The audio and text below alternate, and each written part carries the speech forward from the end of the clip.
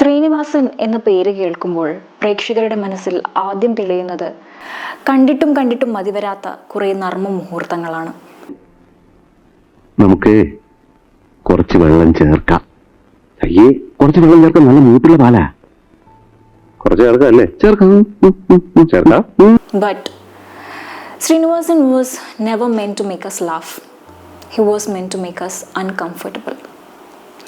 നമ്മളെ ചിരിപ്പിച്ച രസിപ്പിച്ച ശ്രീനിവാസൻ എന്ന പ്രതിഭ മലയാളി സൊസൈറ്റിയെ എങ്ങനെ എക്സ്പോസ് ചെയ്തു എന്നാണ് ഈ വീഡിയോയിലൂടെ സംസാരിക്കുന്നത്.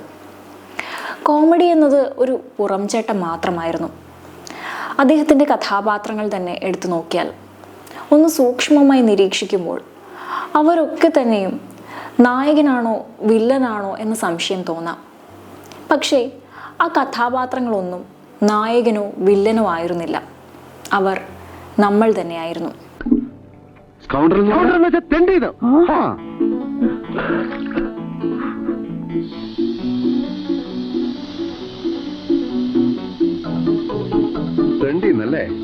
അദ്ദേഹം ആരെയും വ്യക്തിപരമായി അധിക്ഷേപിച്ചിട്ടില്ല.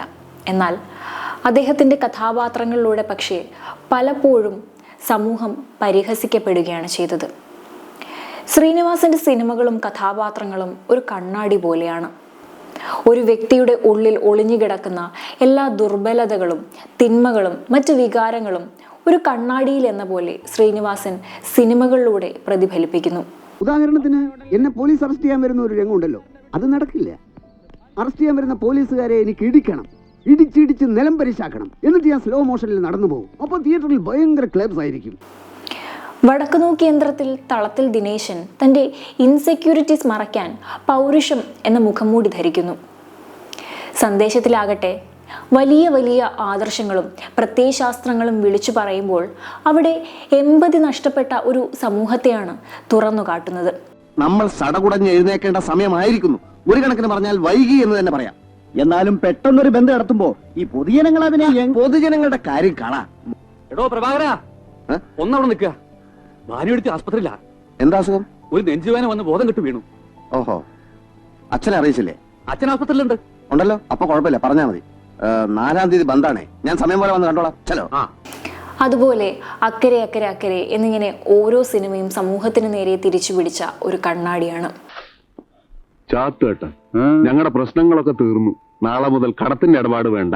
2 കിലോ തേങ്ങാ പിണ്ണാക്കതാ. അരിവർഷം നിർത്തിപ്പോ പിണ്ണാക്ക എഴുതിയിട്ട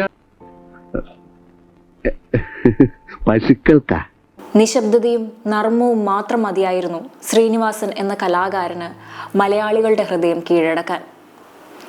ശ്രീനിവാസൻ സിനിമകളിലെ മറ്റൊരു വിചിത്രമായ കാര്യം ചില കഥാപാത്രങ്ങൾക്ക് ഒരിക്കലും മാറ്റം സംഭവിക്കില്ല എന്നതാണ്. കാരണം യഥാർത്ഥ ജീവിതത്തിൽ അതങ്ങനെയാണ്, ഒന്നും മാറുന്നില്ല. ഈഗോ, മെയിൽ ഷോവനിസം, ഹിപ്പോക്രസി ഇവയെല്ലാം അടങ്ങുന്നതാണ് ഈ സമൂഹം. അവ അങ്ങനെ തന്നെ നിലനിൽക്കുന്നു. വിൻസ്റ്റൺ ചർച്ചിലും കുടിച്ചിരുന്നു. എന്തിന്? സോവിയറ്റ് റഷ്യയിൽ പോലും രാഷ്ട്രത്തലവന്മാരുടെ അത്താഴ വിരുന്നുകളിൽ വോട്ട് വിളമ്പുമല്ലോ. സത്യമായിട്ടും അല്ല, പല പല ലേഖനങ്ങളും ഞാൻ വായിച്ചിട്ടുണ്ട്. എന്റെ വല്യമ്മാവും കുടിക്കുമല്ലോ. ആ, മൂപ്പര് പറയുന്നത് പുരുഷത്വത്തിന്റെ ലക്ഷണമാണ് കുടിയുന്ന.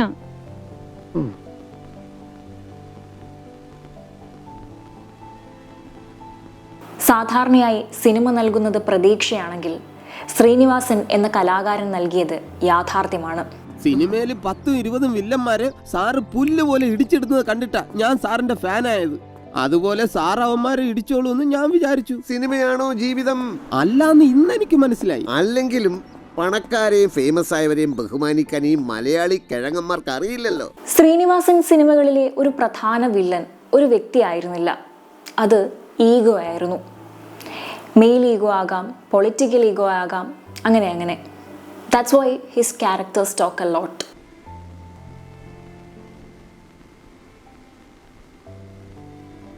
ഒരു ഗ്ലാസ് ബ്രാൻഡി വേണമായിരുന്നു. ഒരു ഗ്ലാസ് നിറച്ചോ? ഇവിടെ എങ്ങനെയാണെന്ന് വെച്ചാൽ അങ്ങനെ. Double large. ഓക്കെ, പെട്ടെന്ന് വേണം കേട്ടോ.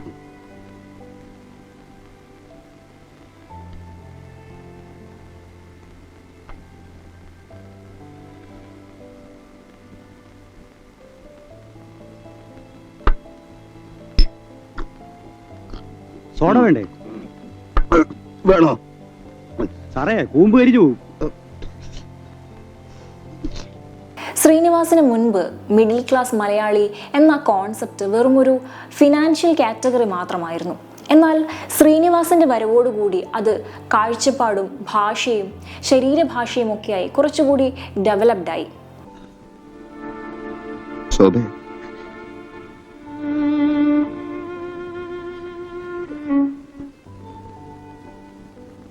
എന്റെ കൂടെ ജീവിക്കാൻ ആഗ്രഹമില്ലെന്ന് ശോഭ പറഞ്ഞു. ശോഭയ്ക്ക് അങ്ങനെ പറയാൻ കഴിയോ? ശോഭയെ കൂടുതൽ സ്നേഹിച്ചതാണ് എന്റെ രോഗകാരണമെന്ന് ഡോക്ടർ പറഞ്ഞു. ശോഭ എന്നിൽ നകലുമോ എന്നുള്ള ഭയം. ശ്രീനിവാസൻ ഒരു അപകടകാരിയായ കലാകാരൻ എന്ന് തന്നെ പറയാം. കാരണം എല്ലാ എഴുത്തുകാരും അവരുടെ നായകന്മാരെ സംരക്ഷിക്കുമ്പോൾ ശ്രീനിവാസനാകട്ടെ അവരെ വട്ടം ചുറ്റുകയാണ് ചെയ്തത്. അതുകൊണ്ട് തന്നെ എല്ലാവർക്കും അദ്ദേഹത്തിൻ്റെ തിരക്കഥയിൽ അഭിനയിക്കുക എന്നത് സാധിക്കുകയുമില്ല. ശ്രീനിവാസന്റെ ചിത്രത്തിൽ അഭിനയിക്കുക എന്നാൽ സ്റ്റാർഡം എന്ന കോൺസെപ്റ്റിൽ നിന്ന് താഴെ ഇറങ്ങി ഒരു സാധാരണക്കാരനായി അഭിനയിക്കുക എന്നതാണ്. എന്താടാ ദാസ, ഇടാ നമുക്കെന്താ ഈ ബുദ്ധി നേരത്തെ തോന്നാത്തത്? ഏത് ബുദ്ധി? അല്ല, കണ്ടവന്റെ ഇടിയും തൊഴിയും വാങ്ങി നക്കാപ്പിച്ച ശമ്പളത്തിന് ജോലി ചെയ്യുന്നതിന് പകരം ഇതുപോലെ സ്വയം ബിസിനസ് ചെയ്യാനുള്ള ബുദ്ധി. ദാസ, ഓരോന്നിനും അതിൻ്റെതായ സമയമുണ്ട് മോനെ. മലയാള സിനിമയുള്ള കാലത്തോളം ശ്രീനിവാസൻ മരിക്കുന്നില്ല. ഇന്ന് നമുക്ക് മുന്നിൽ ശക്തമായ അഭിപ്രായങ്ങളുണ്ട്. നിലപാടുകൾ ഉറക്കെ വിളിച്ചു പറയാൻ നിരവധി അവസരങ്ങളും സാഹചര്യങ്ങളുമുണ്ട്. എന്നാൽ ശ്രീനിവാസൻ ഉറക്കെ ശബ്ദിച്ചിട്ടില്ല, ഉച്ചത്തിൽ പ്രസംഗിച്ചിട്ടില്ല. മറിച്ച് അപ്രിയ സത്യങ്ങൾ പറഞ്ഞുകൊണ്ട് നടന്നു നീങ്ങി.